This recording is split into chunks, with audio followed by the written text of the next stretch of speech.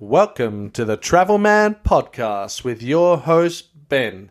And on today's podcast, I'll be chatting to Chris Rainey from Yellow Productions, my good mate, Chris. And we'll be chatting about the top 10 castles on top of hills. Enjoy.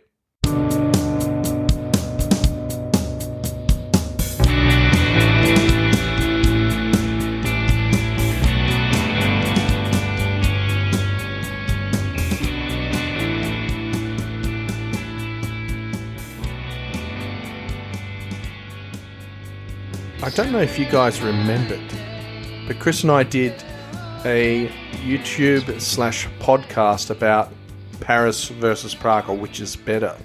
And in that podcast, Chris had mentioned Prague Castle. And then I had mentioned, would this be a good topic to talk about castles on top of hills? So Chris and I got together. We did a Google Hangouts last year, because now it's 2018. And this is what happened. We actually spoke about the top 10 castles on top of hills. And this was 5 castles that I've been to and 5 castles that Chris has been to. So enjoy the podcast, and I'll be with you once it's finished. Okay, thank you. Bye. Also included in this podcast is a little snippet that we actually spoke about in the Paris versus Prague podcast. So enjoy that part, and then I'll put you on to the 10 best castles in the world from the Google Hangout session. Thanks, guys. Bye. So, there's a castle? There's, Prague Castle on the top of the hill, and then there's... Castle on the top of a hill. Mm-hmm. Maybe that's a podcast topic for another... Castles on top of hills? Yeah. What the best castles on top of hills are? Definitely. That's good. That's another one. Good, I like it. Beauty. Yellow Productions presents the top 15 best castles in the world. I'm Chris. I'm joined by my co-host Ben, live from Melbourne. We're doing this as a live Google Hangout, so you'll see both of us from across the world. And Ben, he has a podcast called the Travel Man Podcast. You can find him on iTunes and other podcasting apps. You can find the link in the description below to see and hear more about Ben. And today we're going to be chatting about some of the best castles in the world that are on hills, and by that I mean at least slightly above sea level. And we thought about this topic while we were discussing Prague versus Paris in the debate video. We published that one last week. But before we get to the top 15 list, I wanted to show you all Topher's new shirt. And Topher has joined us for this live stream. He would like to wish you a happy holidays and a season's greeting. He is festive for this live stream. But before we get to those castles on top of hills, why are castles built on top of hills anyway? Ben, maybe you can help us out with that. Yeah, sure, Chris. Well, funny you asked such a question. Castles were primarily built on top of hills to make them, inaccessible, I guess, to invaders back in the day. Made it difficult for castles to be conquered. Being on top of a hill also gave them a great vantage point. Also, to fend off unwanted guests. Kind of like the guys that rock up to your door in suits and backpacks, with the name tags on. You know the ones, Chris? I sure do. Yeah. So primarily castles mounted strategically on hills will give them a large area of sight, giving them plenty of time to react to an imminent threat. This giving them the ability to attack and not just sit there and defend, which you think would be easy considering their position. So also the steepness of a hill would also give them an added defender in a way. Trying to mount those assaults on castles would be much harder, I guess. So have you ever tried walking up a hill to a castle, Chris, and not feel puffed out? Usually hills and castles are pretty tiring. Yeah, well, they are tiring. So another reason for being perched on top of a hill is because it was a status thing. So royals and elites of the world, wanted to be perched up on a hill to make them look really, really cool and domineering, I'm guessing.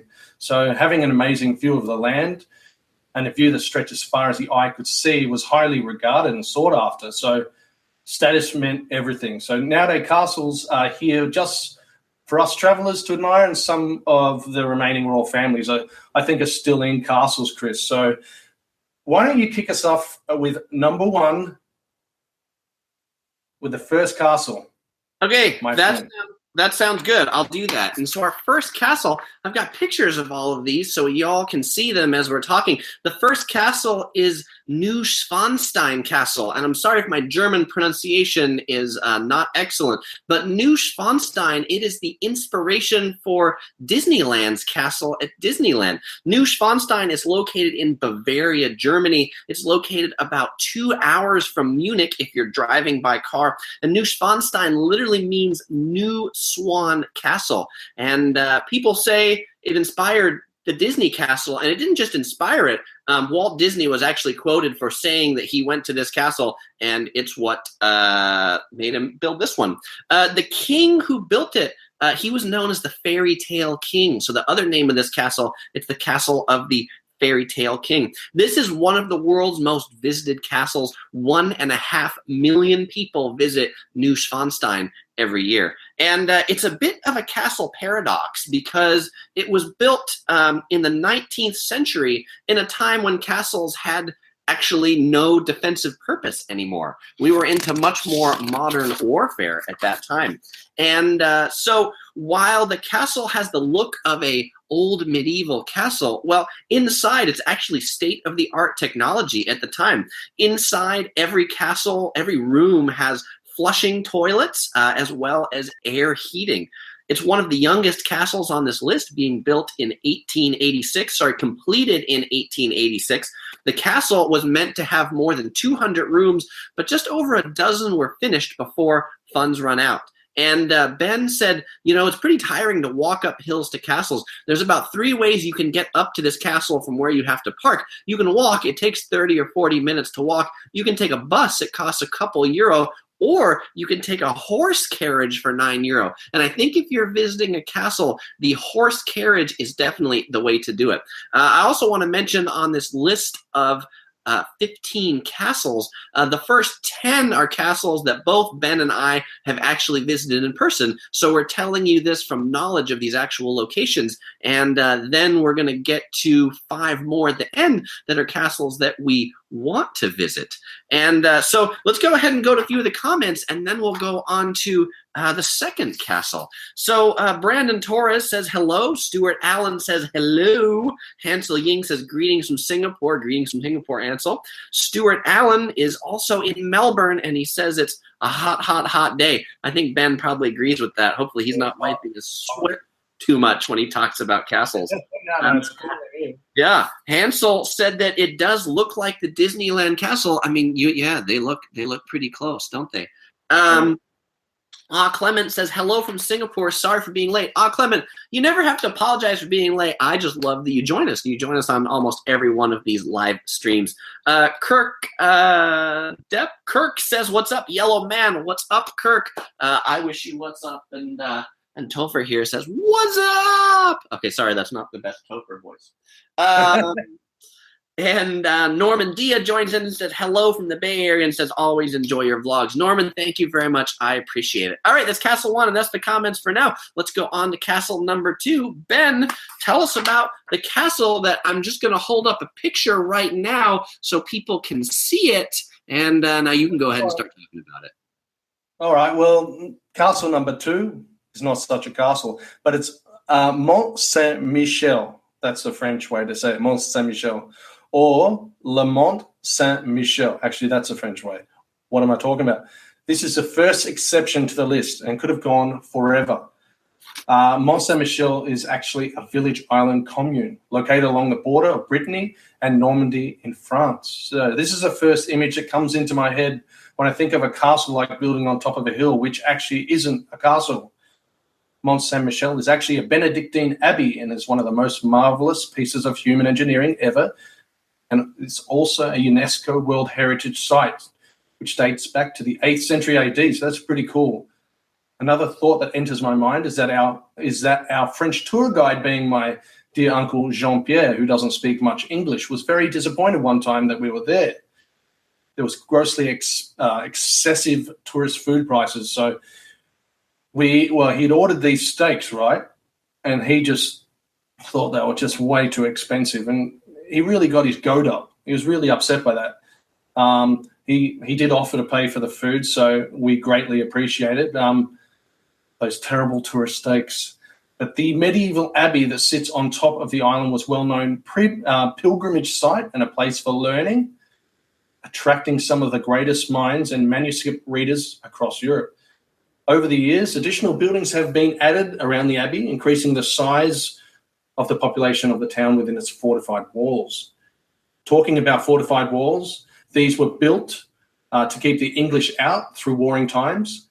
These days, if you visit Mont Saint-Michel, you'll be greeted with souvenir shops, restaurants, museums, hotels, and all whilst meandering through narrow cobbled streets. It's really beautiful. So they wind you right up to the top.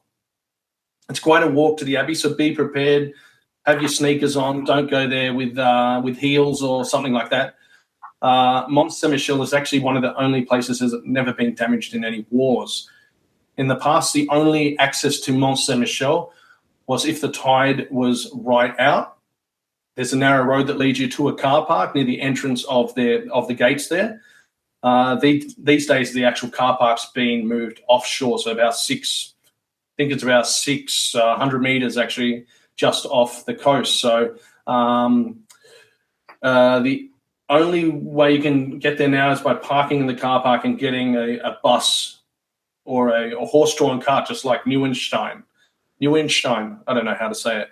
But, so what happens there with Mont Saint-Michel is that it has a tide that comes in and out. So the tide goes out in the morning. Yeah, goes out in the morning, and then so it exposes the road. Then you're able to use the road to get across to Mont Saint-Michel. We used to drive across it. Also, there's plenty of sheep that forage in the grassland because it's quite salty. It's like a marshland. So you can imagine if you're a big lamb eater, the mutton in American would be very, very tasty. So I've actually been there one time when the sea came in. So the tide came in and it looked like it was surrounded by, just like water. It's probably not even 1 meter high, the water, but it looks like you're on a deserted island and you can just see the coast in the background. It's really beautiful. So that's Mont Saint-Michel. It's one place. Oh, geez, I was there a while ago, but it's one place I always say if you're in Normandy or somewhere like that near the coast of France, make an effort, get to Mont Saint-Michel because it's really worth it. Chris, you haven't been there yet, have you? I have not been to Mont Saint-Michel, but hearing what you said and looking at this picture, I mean, I can totally see what you're talking about. The tide coming in, it being on an island,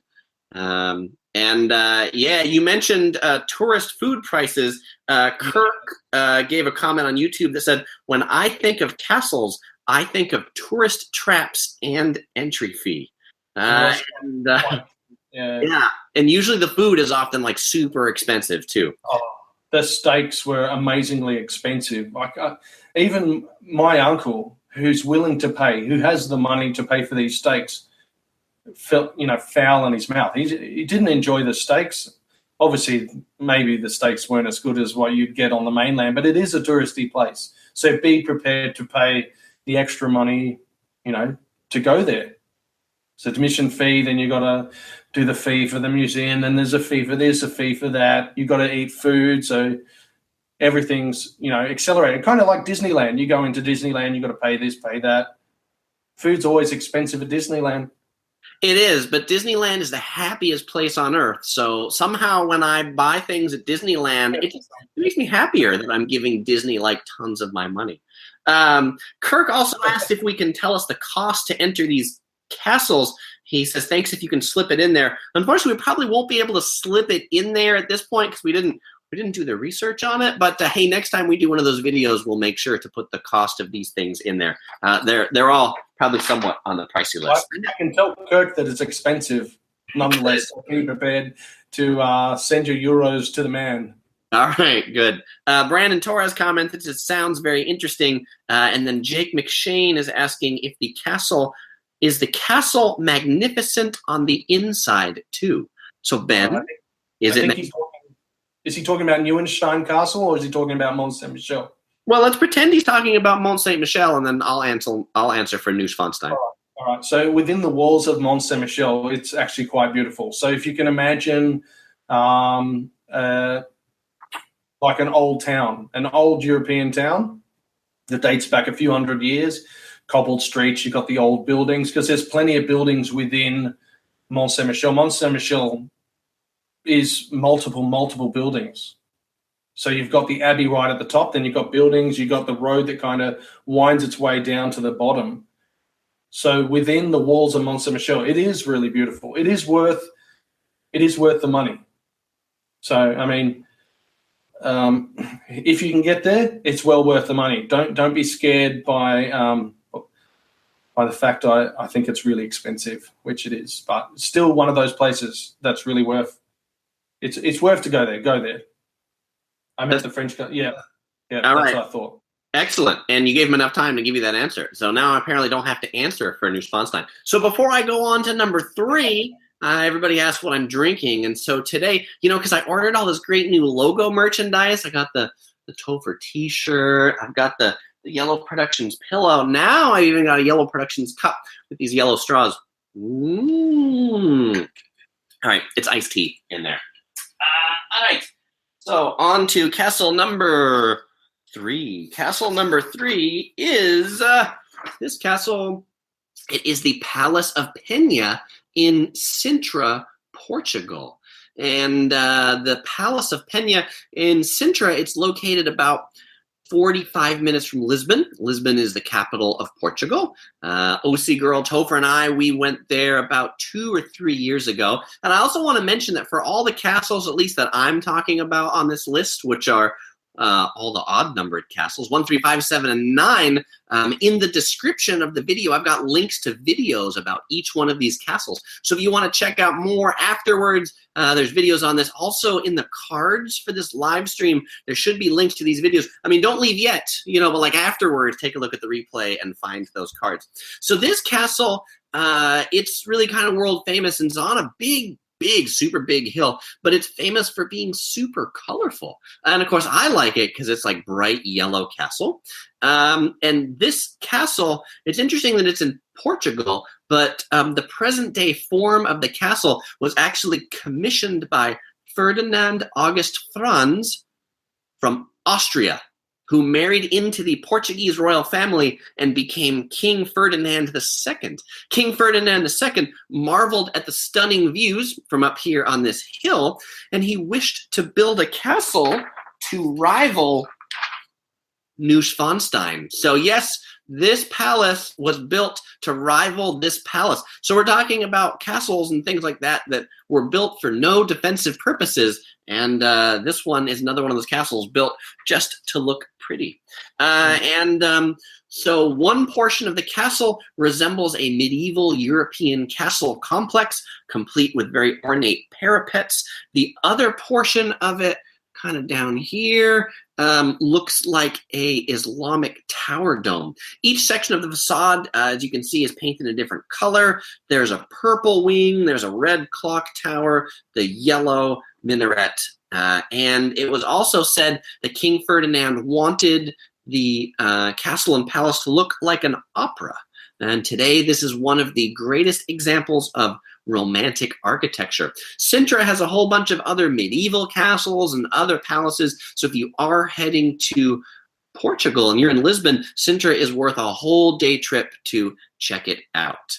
All right, that is castle number 3. So Ben, over to you for castle number 4 that I am going to hold this up, and I'll probably read what castle it is just because when I'm talking, the video's on me. So Ben's going to be talking about castle number 4, which you could probably guess the location of this is in Japan because of the architecture and the cherry blossoms. Ben's going to be talking about Himeji Castle. Ben, take it away. Thanks, Chris. Himeji Castle, so freaking cool, isn't it? It's a World Heritage Site and deserves your attention. Obviously, I had to chuck this castle in. It's majestic, and Japan just happens to be lousy with these awesome castles. If it's not Himeji, it's about 86 other castles that are similar looking or it's just as beautiful. They tend to just build the same castle, or very similar castles. So Himeji is best, and I visited it. So go and visit Himeji Castle. It's located very close to Kyoto on a Shinkansen ride away. It's about a 45-minute ride from Kyoto and about, I think, about 3 hours plus from Tokyo and about an hour ride from Osaka. This castle was opened in 1346 and is located on a hill top over the centuries. Different clans built further fortifications around Himeji Castle. Himeji Castle was finished in 1609 and is over 400 years old. They do regular maintenance on it. Last time I was there, which was 2014, they were doing extensive work on the outside of the building. From what I remember, they nearly dismantle the whole castle. I think they leave some of the castle behind, but then rebuild everything brand new. So it's really interesting. I think they do that every couple hundred years or every 100 years. There's various walking paths you can take as you weave your way past the 40. I think there's 40 plus buildings on site. Most visitors come through the Ottoman Gate. There's also a lovely lawn out the front, which is lined with cherry trees. So, you want to go there in cherry blossom season, see the cherry trees out. If you want to go past Hishi Gate, that's the main gate, you'll have to pay for admission. That's the proper entrance. This gives you access to everything inside the castle walls. There's plenty to see and do inside. They have special rooms set up so you can see how the castle was centuries ago. So Himeji is about 46 meters high. It's probably not the tallest castle in this list, but I thought it was a lot higher. So Himeji Castle, fantastic place to visit. I was blown away by the place. It's so gorgeous, and really easy to get to. So, Chris, that's Himeji Castle, sir. Himeji Castle. Topher wanted to come back and say happy holidays. All right. So a couple comments we have from YouTube.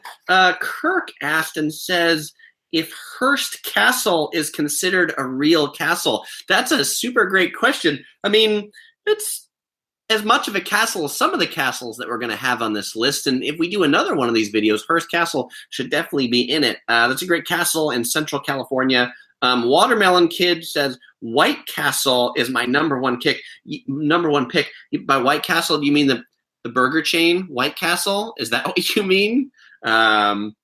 So Brandon Torres says, Japanese castles always gave me good vibes than Euro Castle. Brandon, what do you like better? What gives you better vibes about these Japanese castles than Euro castles? I mean, I think the cherry blossoms are pretty cool. And what Ben said I thought was pretty funny about these Japanese castles, that they sort of build the same castle over and over again, or they look pretty similar. I've got Nagoya Castle on the list, and it might look kind of similar to Himeji Castle. And SoCal says, can I get a knock and a scratch? Good. All right. So on to castle numero cinco, number 5. Castle number 5 is Prague Castle. Prague Castle is in the Czech Republic. For those of you who didn't watch the Paris versus Prague video, my background is half Czech from the Czech Republic. And so Prague Castle, which is kind of this set of buildings up here, is known as Pražský hrad, or just Hrad, the castle. And it is Prague's most popular attraction. But if you say Prague in Czech, it's Praha. You learn a little thing out of this video today. And so here's the next bit of knowledge about Prague Castle. Prague Castle, according to the Guinness Book of World Records, is the largest ancient castle in the world. Thank you. It's 570 meters long and an average of 128 meters wide, covering a total area bigger than 7 football fields. Another thing that's really unique about Prague Castle is it has always been the seat of the Czech monarchs, as well as the official residence of the head of state, or the Czech president. And actually, the Czech president still lives in Prague Castle today. So a lot of it's a tourist attraction that you can go into, but the president lives there as well. They do kind of a neat changing of the guard ceremony. It's also a great place because it's on a big hill. This is the Charles River that goes through Prague, and so you can see views of all of Prague up from that castle. The castle has been built 13 centuries ago. It's been renovated numerous times. The complex includes churches, gardens, alleyways, and royal residence that would easily take a couple days to appreciate the whole thing. One of the things I'll say, if you're going to Prague for the Prague Castle, don't miss this cathedral up here. It's called the St. Vitus Cathedral. It's a very old Gothic cathedral that's very impressive. There's also this narrow alley in Prague Castle called Golden Lane. And, it's funny with my family being from the Czech Republic. I've visited Prague Castle back when the Czech Republic was Czechoslovakia and it was a communist country. And back when it was a communist country, I remember walking through this complex with like 0 people through the whole thing. In Golden Lane, I remember being in that all by myself. And now if you go, that is like where all the Korean and Chinese tour groups just like go through like trains of tour groups. So the best time to visit Prague Castle actually late in the day towards when the castle is closing, because all the tour groups have already made their train and bus routes through, and then you can have it to yourself to take pictures and explore and things like that. There's also some of the city walls you can visit. There's museums in there. It's a great way to do that. There's also this word that's kind of like coined by something that happened in Prague Castle. The word is called defenestration, which means throwing someone out of a window. And actually in 1618, Roman Catholic officials, they shut down a pair of new Protestant chapels. The angry Protestant defenders called for a trial. They won. And what happened is then the 2 Catholic regents and their secretary, all found guilty, were thrown out of one of the windows of Prague Castle. But if you feel bad for them, don't, because they fell into a manure cart 4 floors down. And so they didn't die, but they didn't smell very good. So that's kind of like this Czech thing now where people say, if people are doing illegal things or they're not a very good ruler anymore, then you should throw them out of a window. So if you go to Prague, check out Prague Castle. All right, let's go to the comments. So Brandon, he commented back on those Japanese castles when I asked him what he liked about them more than European castles, and he said the architecture and the sakura trees. You're right, there are no cherry blossoms at these European castles, unfortunately. SoCal Seth says, hey, it's too bad nobody knows the reference to Knock and Scratch, but he asks, how is everybody doing? I'm doing pretty good. Ben, how are you doing? Yeah, I'm good, thanks. Yeah, doing well. Yeah. I was going to say, that's actually a castle I've also been to. That's good. And what did you think about Prague Castle, Ben? Can't remember. You can't remember what you think about it? No, it was a while ago, Chris. Come on, give me a break. I've been twice, actually. Yes. Believe it or not. Yes. But it's nice. Yeah. And SoCal Seth, actually, I do know that reference to the Knock and the Scratch because you sent me the YouTube video about the comedian who was on the wall of the hotel doing a knock and a scratch. So actually, I do know what that's for. Ben, I'll send you that video later. I think you'll enjoy it. Yeah, send it. And Brandon commented and said, that's big for an old castle. Prague Castle is pretty big.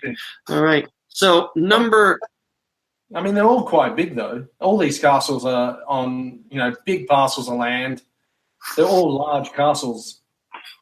That's very true. I think that's almost something to be a castle, is it needs to be large. Huge, yeah.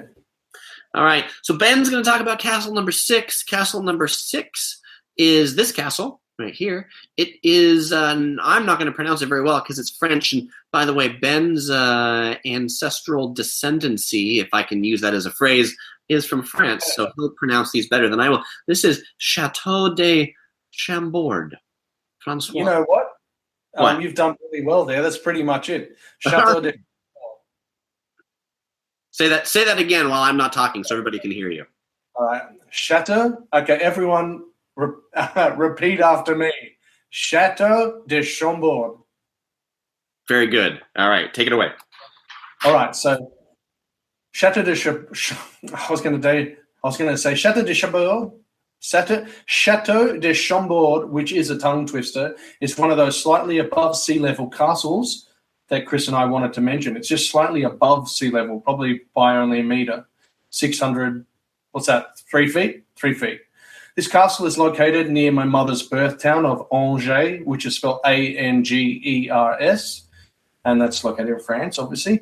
And it's symmetrical and stunning, and it's just so beautiful. So you'll see that the way it's built, it's pretty much the same on both sides. It has a moat that runs along the front and the side of the building with luscious lawns and walking tracks that surround the chateau. I was there in 2006. A lot has changed since then, and I'll get into that in a moment. It's built in French Renaissance style. So if anyone knows what French Renaissance style is, that it's a combination of classical Renaissance style mixed with French medieval influences. Chateau de Chambord is worth a visit if you're in the Loire Valley. That is Loire, Loire Valley, and just happens to be the largest of all chateaux located there. Construction of this beautiful building started in 1519 and would take another 28 years to build with an approximate finishing date of 1547. So 28 years is quite quick, considering some of those other castles we've mentioned take hundreds of years. Chambord was originally built as a hunting lodge for this bloke called Francis I, King Francis I, because he was the best Francis. Francis II had a lodge half the size down the river a bit. This is a tourist destination. It has around 700,000 tourists. I reckon it's got more now. I think that 700,000 is an old stat. But it has house artwork and the oldie type furniture inside it. So there's collections which it has now, which were initially sold off in the last century. During the Second World War, they moved all the artwork and other valuable things from the Louvre Museum to Chambord. I'm guessing that was to keep them safe if, unfortunately, the Louvre was blown out of smithereens or Paris was taken over by the Germans. Apparently, if you've gotten there this year, you would have seen that the transformation of their lawns had been transformed into 17th century French formal gardens. I've looked online and they look amazing. There's 16 acres of gardens to peruse, and these are all brand new and inspired by Louis the X1V. I'm not good with that. Is that 15? X1V, 14. 10, 5, and the 1 becomes before the 5. So that's 15 minus 1, 14. Thank you, mate. Louis the 14th. Louis the 14th. And that was in 1734. It took them a while to get onto it and cost more than €3.5 million. And here's just a few garden restoration facts or figures. So it was 5 acres in total that they restored, 44,000 square meters of gravelled areas, 32,500 plants were planted, 18,000 square meters of lawn, 800 trees were planted. Took them 5 months of work.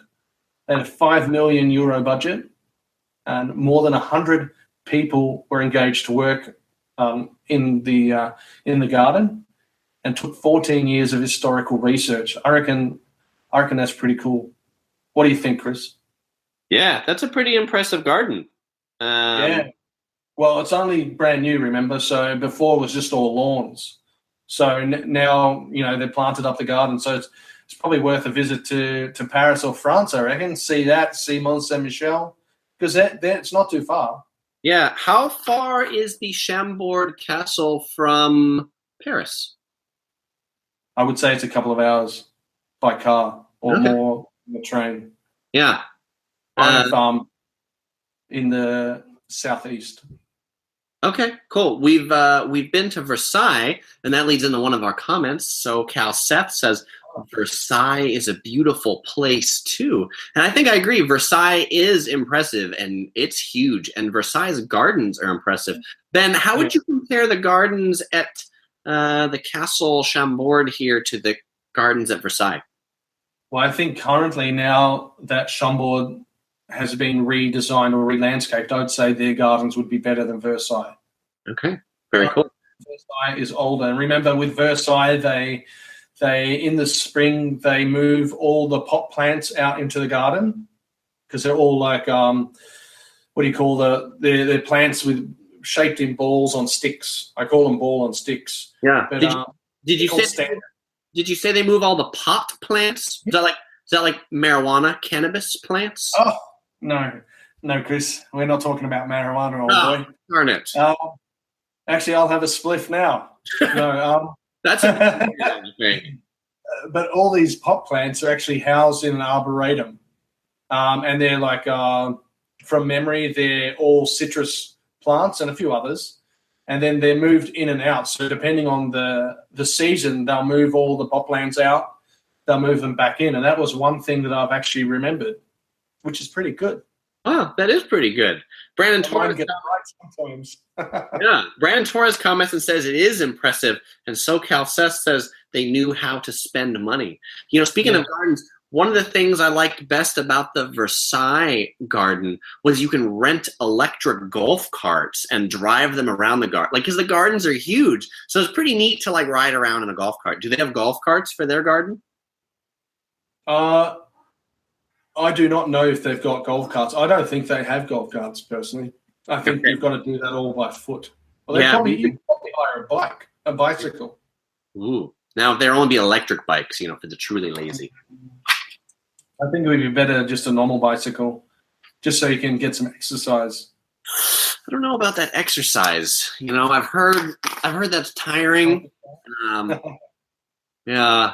I was as a side note, I went for a jog the other day, and I haven't jogged for a long time, and I got this cramp in my leg that slowly got worse after days. Which reminds me, I should only run if I'm being chased. I think that's going to be my new motto. All right. I have someone to show everyone. It's a cat. How beautiful is she? What's her name? Miu. She's got a Japanese name, actually. It means blue moon. But she's a beautiful cat. She is a beautiful cat. I heard you mention her name in your Fukuoka podcast you did a couple weeks ago. Yeah, did you listen to it? I sure did. Oh, my God. Are you subscribed? I don't know that I have a podcast listener to subscribe. I just go and I type in Google, I type in Travel Man Podcast, and it brings them up, and I can play it just from Google. Oh, okay. Maybe if everyone who's listening now would like to sign up to Travel Man Podcast, I would really appreciate it.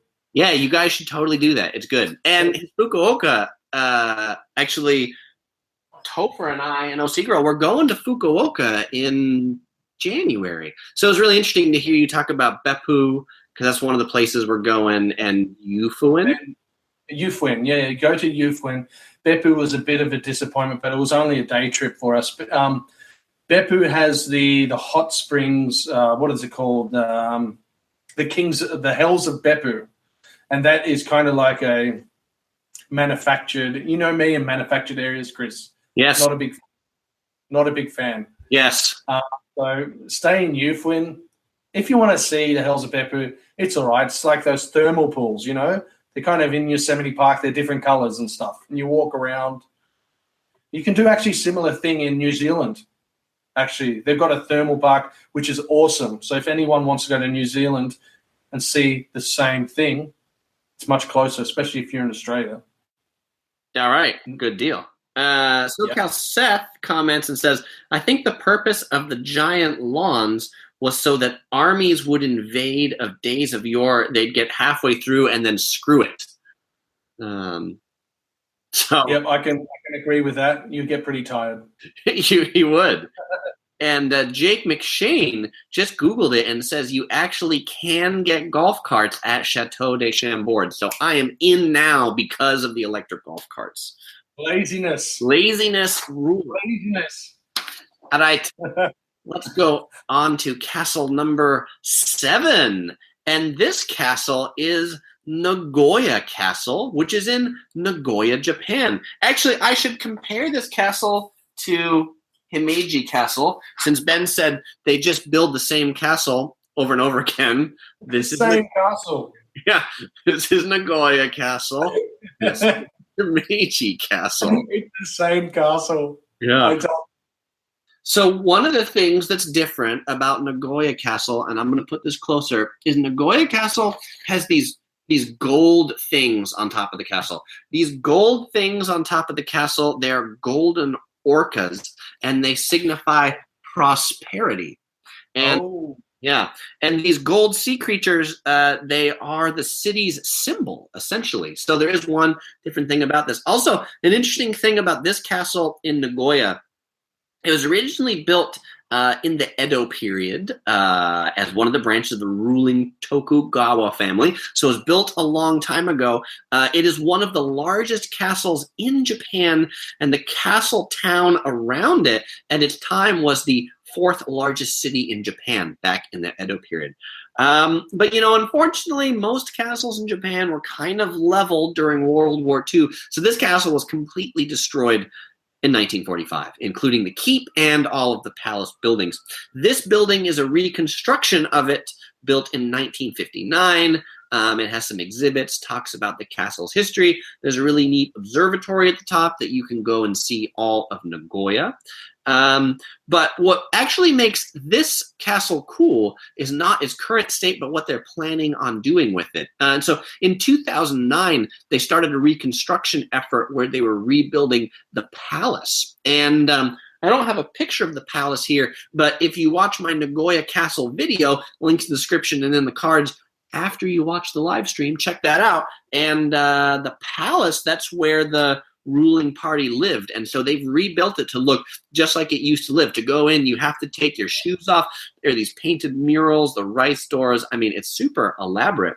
And the palace is scheduled to be completed in spring of 2018, so coming up here pretty soon. But as Ben said, it seems like almost all castles in Japan are under some current state of restoration.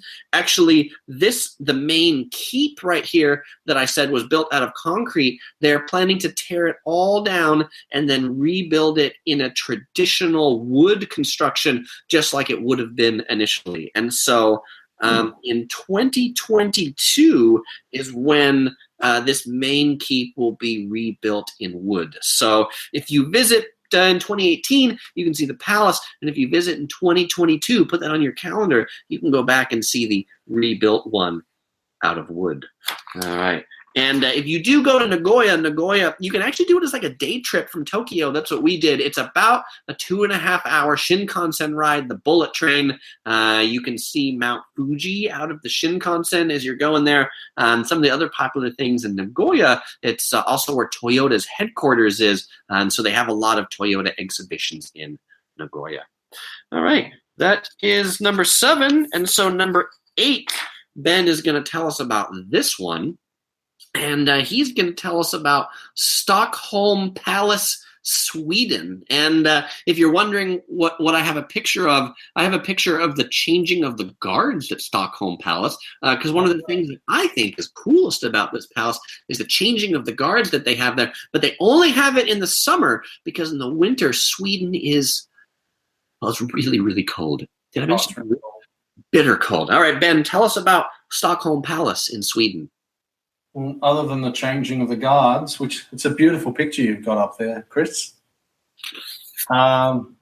Technically, it's called the Royal Palace. So Stockholm Palace is the Royal Palace.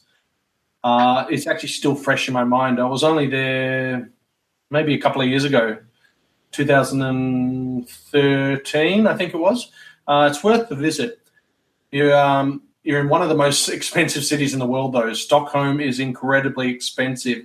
Cost me $34 Australian, so I don't know what that is in US, but that was just to buy a cake and a drink there. So a little drink and a little cake, $34. Very expensive, nearly unbelievable.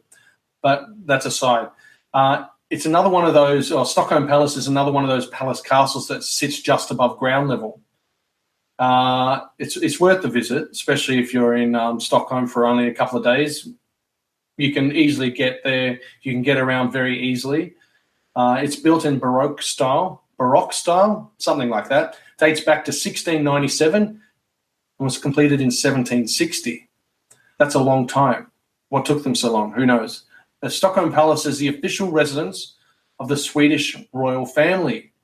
Seems that the palace is still used as an official building for anything in regards to like the royal family, or representative purposes or duties that are, done by the king or so forth. So the king of Stockholm or the king of Sweden, is the actual head of state as well. So Royal Palace has always been in the same location of Norrstrom, and was actually built on the same grounds of this castle called Kronor Castle, which was constructed in the 13th century. Unfortunately, it burned down 400 years later in 1697. Construction of the new palace started in 1700 and came to a halt, and then they started building again, like I said earlier, and finished in 1760. So there's been a time there in between. One of the museums inside it is called the Tre Konor Museum. Konor, spelt Konor, museum, is actually located in the former cellar vaults of Kronor Castle. So it's quite an interesting place, Stockholm. I really like it, but you've got to make sure you've got plenty of money, because the 3 days that my wife and I spent in Stockholm really emptied our pockets out. Luckily, it was the I think it was one of the last places on our trip before we flew back to Melbourne in Australia, not Melbourne, Florida. So yeah, just if you go to Sweden, just make sure you got lots of money. Chris, you've been to Stockholm, haven't you?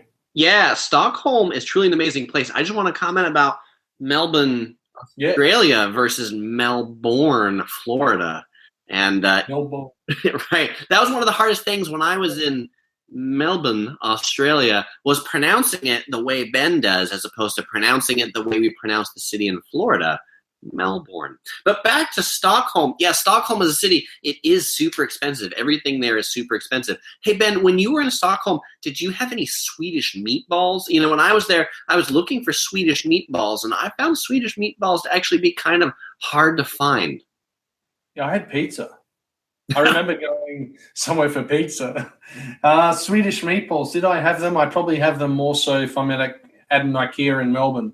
That's when I have meatballs. But other than that, mate, it's just IKEA Swedish meatballs and not Swedish meatballs. Yeah, isn't that funny? If you're actually trying to look for Swedish meatballs in Stockholm, they're really hard to find. There's only a couple places that serve it. They're kind of like almost like a typical Christmas food that they eat all the time, but because it's something Mom would make, it's something they'd like really never sell at a restaurant. Well, yeah. I mean, unless you go to an IKEA in Sweden, I'm sure you'd find them. I'm sure you would. They just export it to all of us as their national food. Well, they are. You can buy them in IKEAs. So anyone that has an IKEA near them, if they want Swedish meatballs, they're pretty accessible. Yeah. They're in a plastic bag, freezer bag, put them in the freezer, and open them up, use them whenever you need them. So, I mean, yeah. Swedish meatballs brought to you by IKEA. Right. So now the sponsored video, you can send a few Australian dollars or maybe some Swedish meatballs to Ben for the plug. One of the things I also enjoyed about Stockholm was the salmon. And something that's really neat, this Stockholm Palace, or the Royal Palace, it's on these like freshwater rivers or lakes that run through Stockholm. And there's actually salmon that run like right next to this river that people literally fish and eat. Like the cleanest river I've ever seen in a city. And I will say the salmon I ate in Stockholm was some of the best salmon I've ever ate in my entire life. I think I ate salmon there as well, and it was delicious. I mean, it's all that salmon that's encrusted with salt. So it's that preserved salmon, the salmon that's done its thing over about 24, 48 hours, and then you scrape the salt off it, you slice it up, and it's just delicious. It's salty and delicious. Salty. Delicious, salty salmon. Yeah, you can't go wrong with anything that's extra salty. Oh, salty. Yeah, you and your what's that? Not Five Guys. Five Guys bad, isn't it? In-N-Out Burger. Yeah, In-N-Out. I just forgot the name of it for a second. Now there's salty burgers. Yes. How could you possibly forget the name of In-N-Out? I'm trying to look and see if I have any In-N-Out Burger memorabilia here, but I've only been there twice. You need to go more when you're coming back. We'll go more. I'm coming back. All right. Before we go on to the next one, just a comment from YouTube. SoCal Seth comments, says he's been to the Swedish Royal Palace and agrees that the changing of the guard ceremony is pretty awesome. It is. If you're going to go, make sure you get there early. All right. Castle number 9. This castle was featured in my Napa Valley video, my 5 things to do in Napa. Napa is a big wine region in California, arguably one of the biggest, most famous wine regions in the world. And this is Castello di Amorosa. And this castle is the most visited winery in California. Yes, it is a castle that is a winery. It is kind of like an adult Disneyland and is located in the north part of Napa in a town called Calistoga. The castle is 121,000 square feet, which is a different number in meters, and it took 15 years to build. It was opened in 2007. The castle has 107 rooms, and 95 are decorated with wine as the theme. There's 4 levels above, 4 levels below ground. Wine actually flows through the walls of the castle and is gravity fed from the tanks to the barrels down below for aging. The castle at this winery, it's complete with a drawbridge, a dungeon, a torture chamber, a medieval church, and it's arguably the single most impressive barrel room in the U.S., arguably because their website says it is. And so, I don't know how much you can trust their own website to tell you that it's the most impressive barrel room. Always trust a website. Yes, absolutely, especially the one by the own company. Tours of this winery start at $35, but the admission includes wine tasting. I will say this winery, it's like super busy. It's like almost the number one attraction in Napa. So if you're going to go, make sure to book your tours online, or you can do what Topher and OC Girl and I did, which is just go and take pictures outside of the castle and walk through the vineyards too. But super neat place in Napa. And this, like our list of castles, it's our list of the best castles are actually castles that were built not for their defenses. I mean, maybe they just want to build it to defend their wine or something. The family that built this winery, they have another winery in Napa, but it's not a castle. And of course, their one that is a castle is like way more popular because people want to go and visit the castle.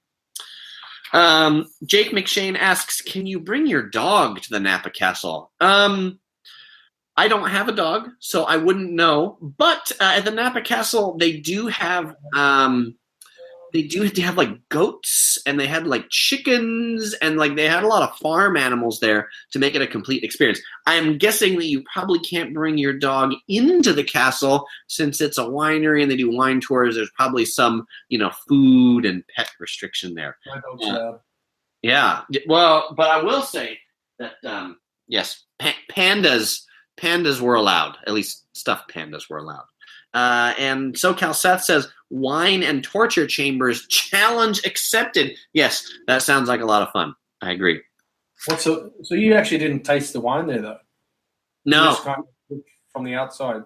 Yeah, we just went from the outside. The day we went, it was like a holiday weekend. I don't know. It was like super busy, and so we couldn't get in because we didn't have a reservation ahead of time. And we just came from a winery where we had like 5 glasses of wine, so we didn't think we could like do any more glasses of wine without. Who was driving?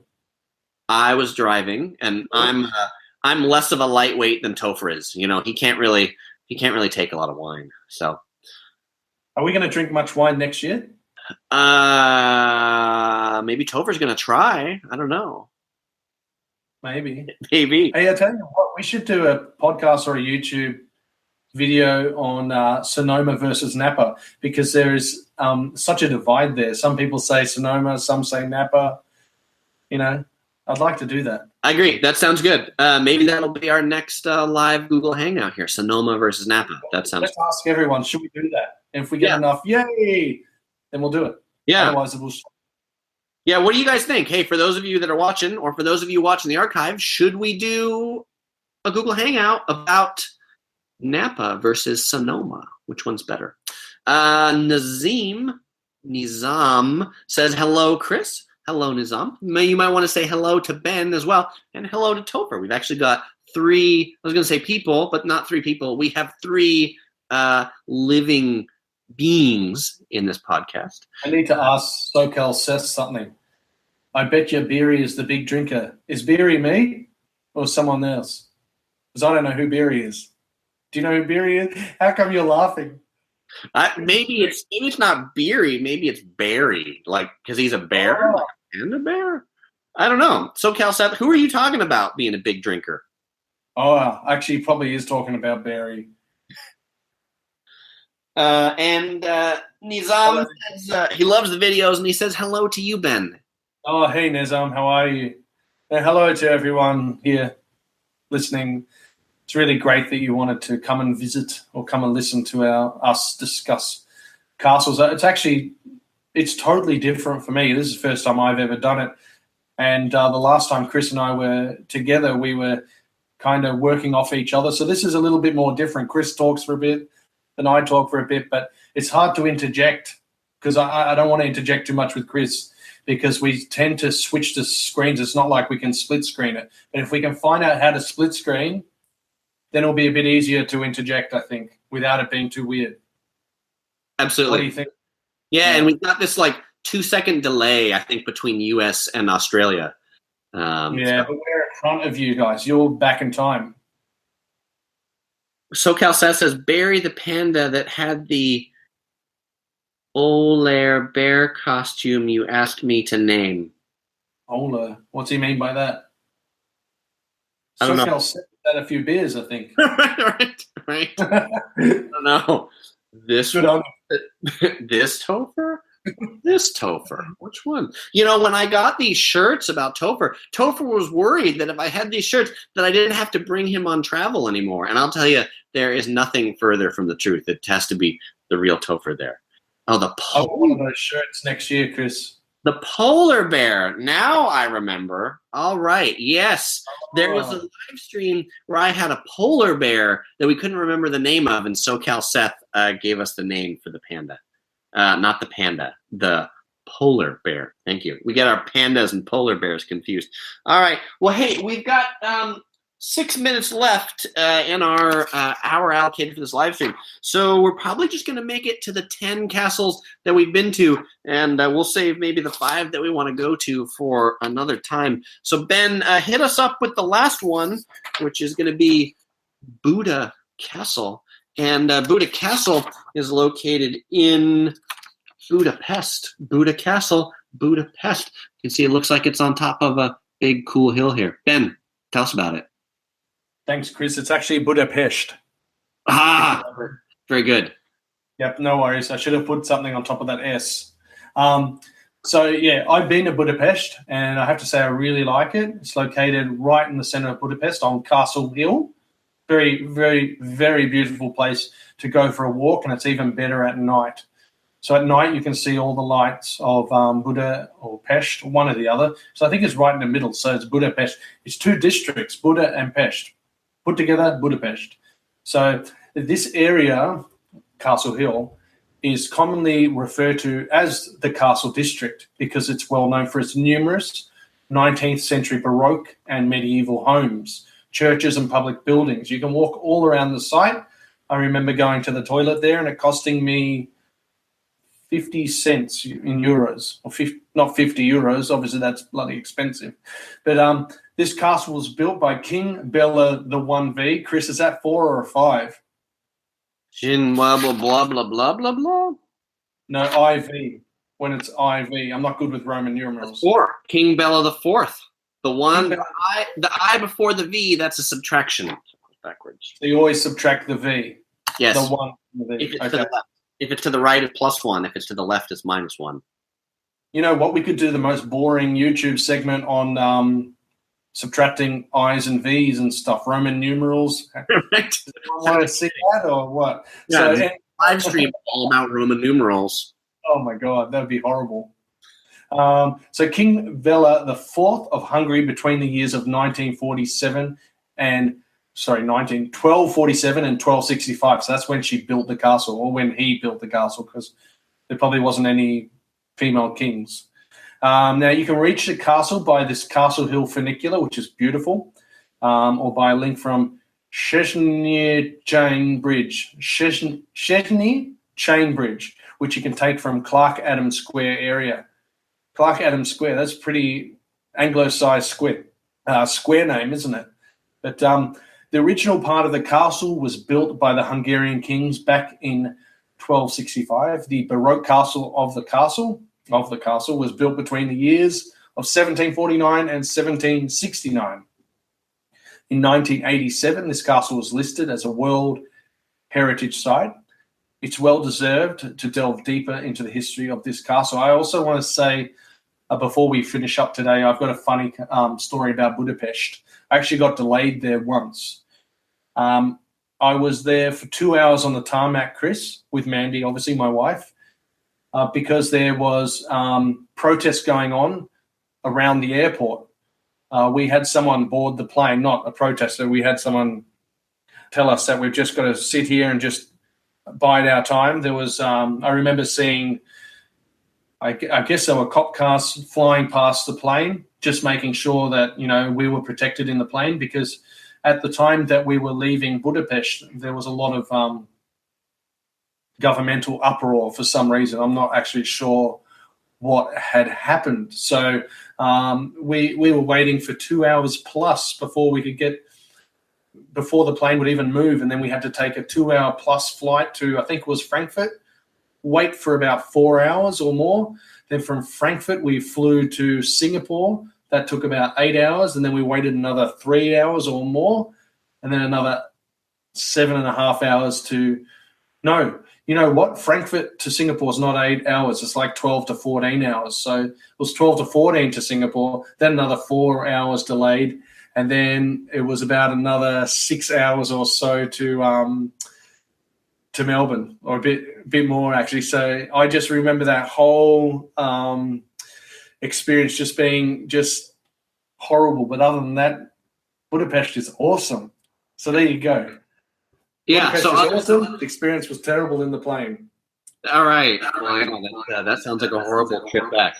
Well, I'm glad you enjoyed Budapest. And so with that, I think that's going to bring us to the end of our video. Topher and I and Ben would like to thank you all for joining. If this was your first time here to Yellow Productions and you made it all the way to the end, your first time watching, I would like to thank you. Make sure to subscribe for new, fun, informative, entertaining videos every week. And if this was your first time hearing Ben and you'd like to hear more about Ben, make sure to subscribe to his podcast. You'll find a link in the description below. And I know at the beginning I was lame and said I didn't subscribe. Well, I do subscribe now. I found a podcast reader and downloaded it while Ben was talking about one of his castles. So, and you can follow him on Facebook. And we'll be back sometime in the new year to talk about Napa and Sonoma, because there was at least one person who said yes. Brandon said he'd like to see that one. So, hey, that's good enough for us. And if you'd like to know when the next Yellow Productions live stream will be, we're planning to do one over the holiday time frame, sometime between Christmas and New Year's. I don't have an exact time, but if you follow Yellow Productions on Facebook, you'll get the announcement of when we're doing the next one. Brandon, not Brandon, because I'm reading Brandon in the comments. Ben, do you have any final words you'd like to say? Yeah, I just want to say I'm turning this into a podcast. So this will be, I think, the podcast number 8 or 9 for me. So that's what I'm up to at the moment. So I'm going to be taking our audio, putting it into my audio production, which is GarageBand. I don't know if anyone knows that, but I use GarageBand. Then I put it through some other online applications just to make sure it sounds really good. But yeah, this will be a podcast. So if you want to listen to it, you know, in your pocket, or when you don't have an actual internet connection, you can listen to it again in a podcast. So it'll be cool. All right, very good. You can listen to it over and over again. And final comments. Jake McShane says, Merry Christmas to Ben, Topher, and Chris. Merry Christmas to you, Jake. SoCal Seth says, thanks, guys. Jop Narita says, thanks, and bye from Hong Kong. Bye-bye from Hong Kong. SoCal Seth says he loves the Aussies. So, Ben, he's sending a little bit of U.S. love over to Australia. Oh, thanks, SoCal Seth.